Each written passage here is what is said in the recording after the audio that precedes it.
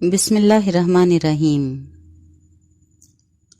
امریکی وزارت خزانہ کی خفیہ دستاویزات سے انکشاف ہوا ہے کہ بین الاقوامی سطح پر کام کرنے والے بہت سے بڑے بڑے بینک اپنی ناقص کارکردگی اور لاپرواہی کے باعث عالمی سطح پر منی لانڈرنگ کے مرتکب ہوئے۔ یہ انکشاف صحافیوں کے ایک انٹرنیشنل نیٹ ورک کی طرف سے کی گئی طویل چھان بین کے نتیجے میں ممکن ہوا۔ ان بینکوں میں H S B C, bank of New York, J P Morgan اور جرمنی کے ڈوائچے بینک جیسے مالیاتی ادارے بھی شامل ہیں۔ افغان حکومت اور طالبان عسکریت پسندوں کے نمائندوں کے مابین مذاکرات تقریباً ایک ہفتہ سے جاری ہیں، مگر فریقین کے مابین انتہائی بنیادی امور پر بھی وسیع خلیج ابھی تک باقی ہے۔ یہ امن مذاکرات افغانستان میں قیام امن کے لیے کیے جا رہے ہیں اور ان کے شرکاء افغان جنگی تنازع کے داخلی فریق ہیں۔ یہ مذاکرات بین الافغان مکالمت کہلاتے ہیں اور ان کی راہ میں بڑی مشکلات حائل ہیں۔ اس کے باوجود یہی مذاکرات واحد امید بھی ہیں کہ ان کے ذریعے اس تباہ حال ملک میں امن قائم ہو سکے گا۔ کابل حکومت اور طالبان کے مابین ان مذاکرات کا آغاز اس سال فروری میں امریکہ اور افغان طالبان کے مابین طے پانے والے معاہدے کے تقریباً 7 ماہ بعد ممکن ہو سکا تھا۔ یونانی جزیرے لیسبوس کے موریا مہاجر کیمپ کے آتش زدگی کے نتیجے میں پوری طرح تباہ ہو جانے کے محض تقریباً 2 ہفتے بعد یونانی جزیرے ساموس پر قائم واتی کے مہاجر کیمپ میں بھی آگ لگ گئی۔ یہ کیمپ اس جزیرے پر پہنچنے والے پناہ کے متلاشی تارکین وطن کا رجسٹریشن کیمپ ہے۔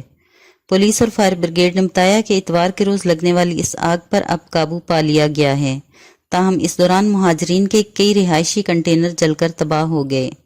یاد رہے کہ اس کیمپ میں 650 افراد کے رہنے کی گنجائش ہے، مگر اس وقت وہاں تقریباً 6000 مہاجرین مقیم ہیں۔ امریکہ کے 14 سینیٹرز نے امریکی وزیر خارجہ مائک پومپیو کے نام خط لکھ کر بھارت کو مذہبی آزادی کے حوالے سے بدترین ملکوں کی فہرست میں شامل کرنے کا مطالبہ کیا ہے۔ امریکی وزیر خارجہ کے نام خط 10 ریپبلکن اور 4 ڈیموکریٹ سینیٹرز نے لکھا ہے اور امریکی حکومت سے کہا ہے کہ وہ امریکی مشن برائے بین الاقوامی مذہبی آزادی کی سفارشات پر غور و خوض کرے۔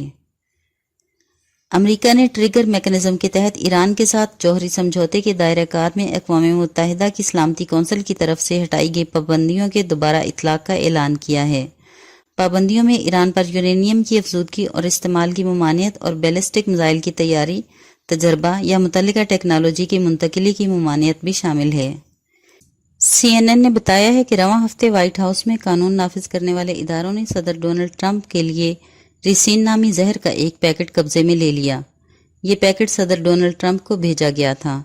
CNN نے امریکی عہدیداروں کے حوالے سے بتایا ہے کہ FBI اور سیکریٹ سروس اس زہریلے پیکٹ کی تحقیقات کر رہی ہیں۔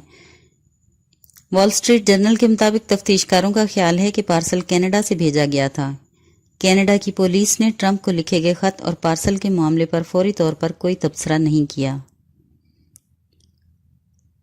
زہر کی موجودگی کی تصدیق کے لیے متعلقہ ٹیسٹ بھی کیے گئے۔ وائٹ ہاؤس کے لیے تمام میل پیغامات ترتیب دینے کے بعد اور وائٹ ہاؤس پہنچنے سے پہلے ایک آف سائٹ تنصیب میں جانچ پڑتال کی گئی اور زہریلے مادے کی موجودگی کی تصدیق ہو گئی۔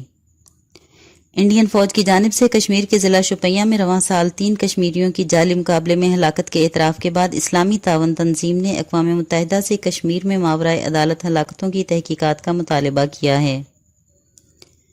عالمی وبا کرونا وائرس کے سبب دنیا میں 9,65,037 افراد ہلاک اور 3,12,28,556 متاثر ہو چکے ہیں۔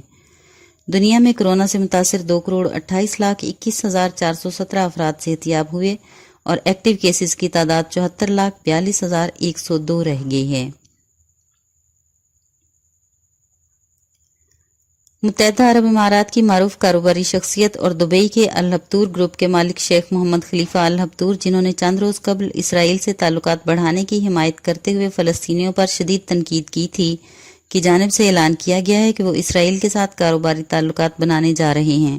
الہبتور گروپ، جو کہ ہوٹلوں، تعمیرات، فرموں، تعلیم اور آٹو موبائل کے شعبوں میں کام کرتا ہے، کی جانب سے گزشتہ روز ایک بیان میں اسرائیل میں اپنی کاروباری سرگرمیاں شروع کرنے کا اعلان کیا گیا ہے۔ شیخ محمد الہبتور کا کہنا ہے کہ وہ اسرائیل کی فضائی کمپنی سے UAE کے لیے براہ راست پروازیں چلانے کی بھی بات چیت کر رہے ہیں۔ اس کے علاوہ اگلے چند روز میں کچھ نئی کاروباری شراکتوں سے متعلق انکشاف کر دیا جائے گا۔ کمبوڈیا میں حکومت ایک ایسے قانون کا مسودہ تیار کر رہی ہے جس میں خواتین کو مختصر لباس پہننے پر جرمانہ عائد کیا جائے گا۔ مجوزہ قانون کے تحت کمبوڈیا کی خواتین کو بہت کم یا ہیجان پیدا کرنے والے لباس پہننے کی ممانعت ہوگی اور مردوں کے ٹاپ لیس ہونے پر بھی پابندی ہوگی۔ حکومت کا کہنا ہے کہ وہ ثقافتی روایات اور معاشرتی وقار کو بچانے کی کوششوں کے طور پر یہ قانون متعارف کرا رہی ہے، لیکن بہت سارے لوگ اس طرح کے قوانین کی مخالفت کر رہے ہیں۔ دنیا کی مقبول ترین میسیجنگ ایپلیکیشن واٹس ایپ میں رواں سال کا سب سے بڑا فیچر بہت جلد متعارف کرایا جانے والا ہے۔ واٹس ایپ میں اس فیچر کی آزمائش 1 سال سے زیادہ عرصے سے ہو رہی ہے اور بہت جلد صارفین کو بیک وقت کئی ڈیوائسز پر اپنے اکاؤنٹ کو استعمال کرنے کی سہولت مل سکے گی۔ اس فیچر میں مین ڈیوائس کو واٹس ایپ ویب کی طرح متحرک انٹرنیٹ کنیکشن کی ضرورت نہیں ہوگی۔ فیس بک میسنجر کی طرح دیگر ڈیوائسز پر بھی اس کو استعمال کیا جا سکے گا۔ اس فیچر کو لنک ڈیوائسز کا نام دیا جائے گا اور واٹس ایپ کی جانب سے ملٹی ڈیوائس سپورٹ کے لیے ڈیسک ٹاپ ورژن کا نیا یوزر انٹرفیس بھی متعارف کرایا جائے گا۔ یہ فیچر اس وقت اینڈرائیڈ کے بیٹا ورژن میں ملٹی ڈیوائس بیٹا کے نام سے موجود ہے۔ شکریہ۔